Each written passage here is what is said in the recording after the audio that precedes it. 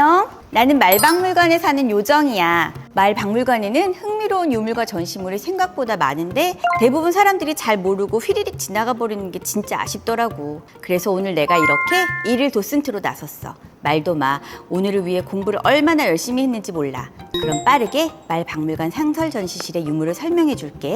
나를 잘 따라와. 팔로우 미. 먼저 박물관에 들어오면 말의 진화도가 있어. 남아있는 화석을 보고 알게 된 건데 6천만 년 전에 말의 먼 조상 에오히푸스는 키가 20에서 30cm로 지금의 작은 개와 비슷했대. 게다가 앞발가락 4개에 뒷발가락 3개를 가졌어. 어때?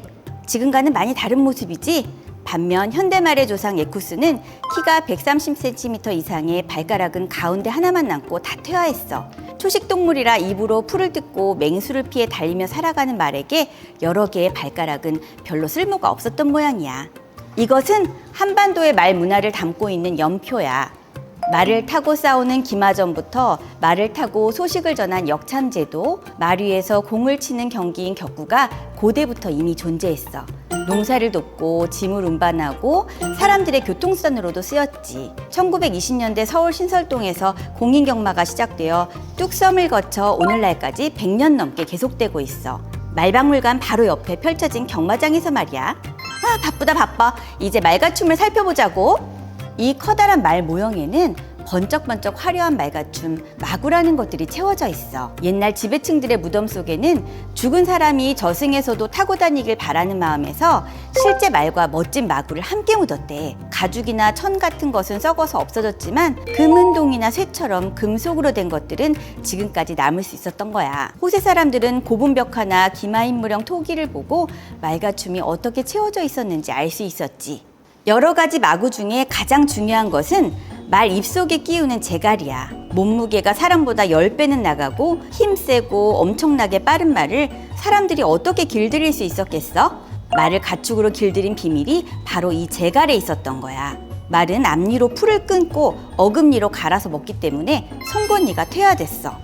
그래서 앞니와 어금니 사이에 이렇게 뻥 뚫린 공간이 생겼지. 사람들은 이 빈 공간에 막대를 넣고 그 양 끝에 곱비라는 끈을 연결해서 잡아당겨 말이 고분고분하게 말을 잘 듣게 만들었어.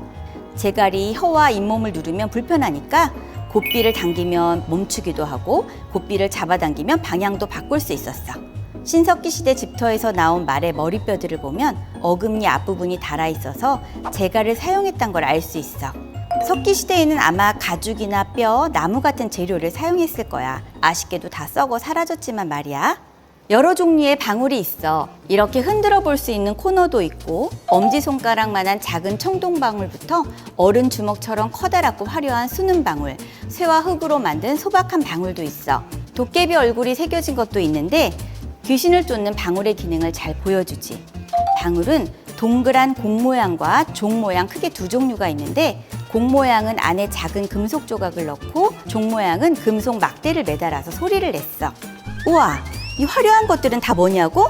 말띠 꾸미개, 말띠 드리개라고 말에 여러 개의 줄을 두르는데 그 끈을 묶거나 끝부분에 매다는 장신구들이야. 말띠 꾸미개는 말에 두르는 가슴걸이나 후걸이처럼 여러 개의 끈을 묶어서 고정하는 역할을 해. 가느다란 기둥을 세우고 그 끝에 얇은 금속판을 달아서 말이 움직일 때마다 반짝이게 만드는 것도 있어. 말띠 드리개는 끈 끝에 매달았던 장식인데 하트, 나뭇잎, 오리발 같이 다양한 모양의 금은 청동을 이용해 만들었어. 고대 귀족과 왕족들이 목걸이, 귀걸이로 자신을 장식하듯 말에도 이렇게 화려한 장신구를 채워 뽐낸 거야.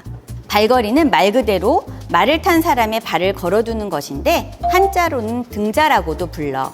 또 다른 기능도 있어. 말을 타고 사냥이나 전투할 때 무기를 쓰려면 한 손은 곱비를 놓아야 하잖아. 특히 활 같은 무기는 두 손을 다 사용해야 해. 이때 곱비를 놓아도 발걸이에 발을 끼우고 허벅지에 힘을 주면 달리는 말 위에서 떨어지지 않고 몸을 고정시킬 수 있어. 자세히 보면 호등이라고 주머니 모양으로 발을 쏙 집어넣는 형태와 윤등이라고 고리 모양으로 발을 걸치는 형태가 있어. 금속 표면을 가늘게 파서 무늬 넣은 거 보여?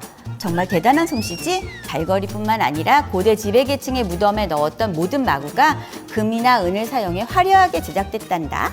중요한 마구인데 화려한 것과는 거리가 먼 마구 편자가 있어. 편자는 말의 발굽에 덧대는 일종의 금속 신발 같은 거야.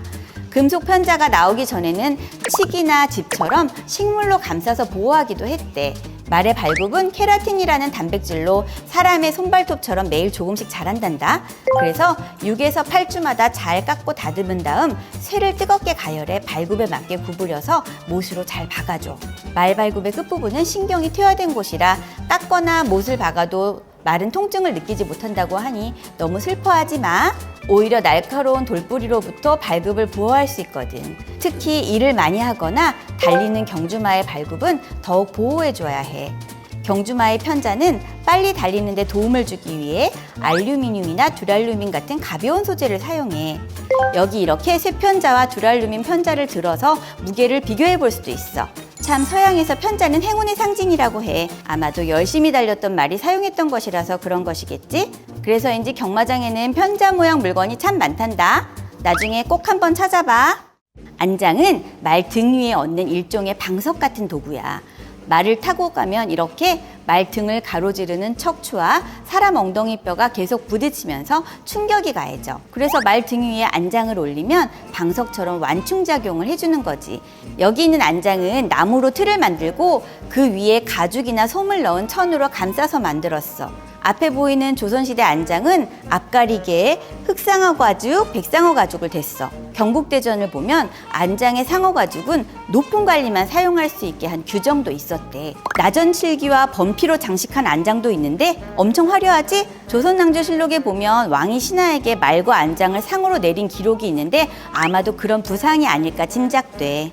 지금까지 살펴본 마구 외에도 말을 탈 때 진흙이 튀지 않게 안장 아래로 늘어뜨리는 다래, 짐을 실을 때 쓰는 길마, 안장이나 길마를 고정하는 뱃대 등 여러 가지 말갖춤이 있어. 이런 도구는 사람들이 말을 타거나 말을 부려서 일을 할 때 도움을 주었지.